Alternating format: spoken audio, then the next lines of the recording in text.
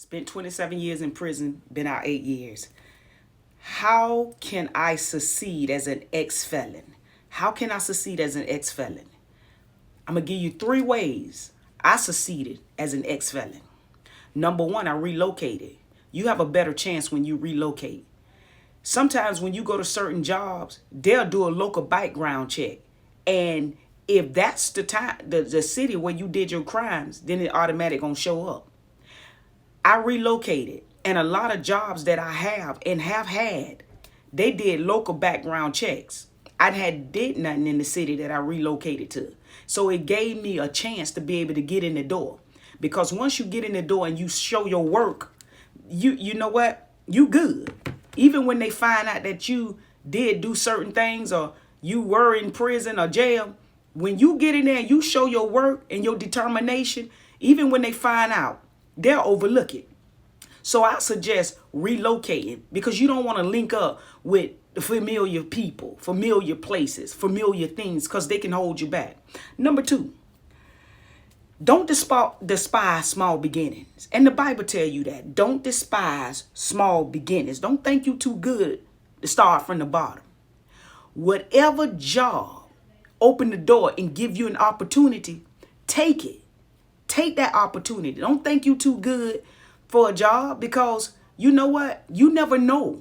You never know what door you walk into that's going to actually give you that chance that's going to open up other doors. So never think you too up here that you cannot stoop down here to take out trash or flip a burger. If the opportunity to open up, take that opportunity because if you determine to be on the right track and make your money, it don't matter where you start from, So do not, despise small beginning. Number three, seize the moment. Make it your focus to bloom where you are planted. Seize the moment. You get in the door, you make sure that wherever they want you to do, you be the best at whatever position these people put you in. Be your best. Make them regret that they even hesitate to put you in the position.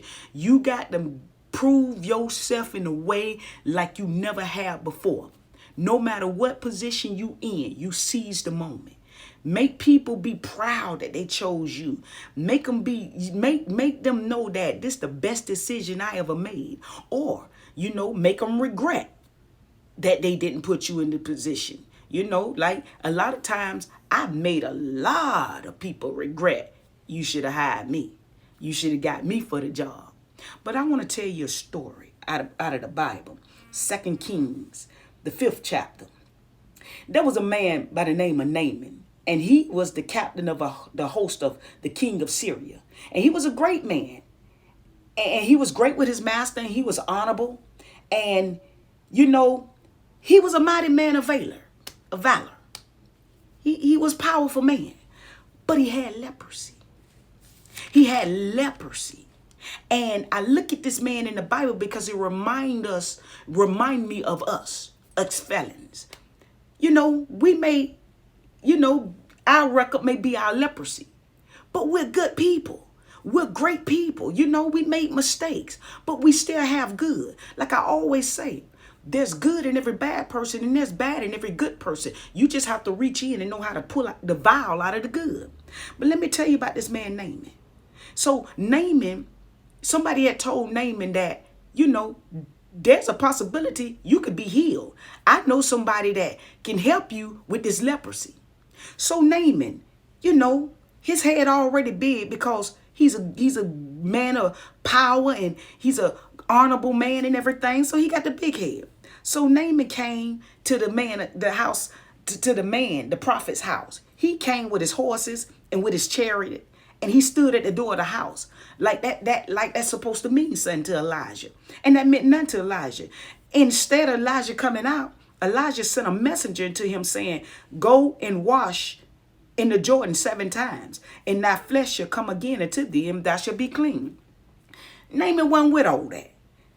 So Naaman was mad, and he went away and said, behold, I thought he would surely come out to me and stand and call on the name of the Lord his God and strike his hand over the place and recover the leper. He was looking for Elijah the prophet to do something great. He was looking for him, to show him this great power. He wanted him to treat him like he was somebody. Now, in somebody else's eyes, he was somebody. But you got to understand, coming out of the prison, you starting from here. Maybe you have a lot of value in your life. Maybe, you was somebody in the prison, but now you starting over. You know what I'm saying? So you can't come with that mindset that you too good to do this or you too good to do that. But watch this. And then he said, are not Abana and Pharpar rivers of Damascus better than all the waters of Israel? May I not wash in them and be clean? So he turned away and went away in rage. He was like, man, you trying to tell me to dip in that dirty Jordan River, but there's other rivers that better than that. There's other rivers more cleaner than the Jordan. So in other words, let me bring it to your vernacular. I ain't about to flip no burgers. Man, I ain't working nobody kitchen. There's other jobs I can do. I'm going to sit in somebody's office. Don't have that mindset. Don't have the Naaman mindset. Naaman felt like he should have been in the best rivers. He felt like he shouldn't have dipped in the Jordan rivers because it was too dirty. But what was on Naaman's life? Leprosy was dirty. So where you want to dip in a clean river and you dirty? So anyway, his servants came near and spake unto him and said, my father, if the prophet had bid thee do something great, some great thing, wouldest thou not have done it? How much rather then when he said to do thee, wash and be clean? So if somebody had offered you office job, you would have taken it. If somebody had offered you some other type of job than flipping burgers and taking out trash, you would have taken it. Because why? You think you above the dirty job. So anyway, then when Naaman went down and dipped himself 7 times in Jordan, according to the saying of the man of God. And his flesh came again like unto the flesh of a little child, and he was clean. I just want to say this. You don't know what job, you don't know what door going to open that may be small, that may be open bigger doors for you. That's why I say don't despise small beginnings, because you don't know where God is trying to take you. God has a way, man. He strategically works and he calls all things to work together for the good. I'm telling you. So you may be flipping burgers one month and may be the manager the next month. I went in Popeyes. I was getting paid $8.35 as a cashier. In 2 weeks, the GM came and tapped me on the shoulder and say, Tree, I want you to take the next week off. I didn't understand why. Well, I took that week off and she paid me for the week I took back. When I came back to work, she said, no, don't report to this store. Report to the store on the north side. And I was confused she didn't tell me nothing. When I got over there, guess what? I walked right into the other regional GM that shook my hand and welcomed me into training. She sent me to be trained. I didn't even know it. They surprised me. 2 weeks there, being a cashier, not complaining, cleaning the toilets, cashiering.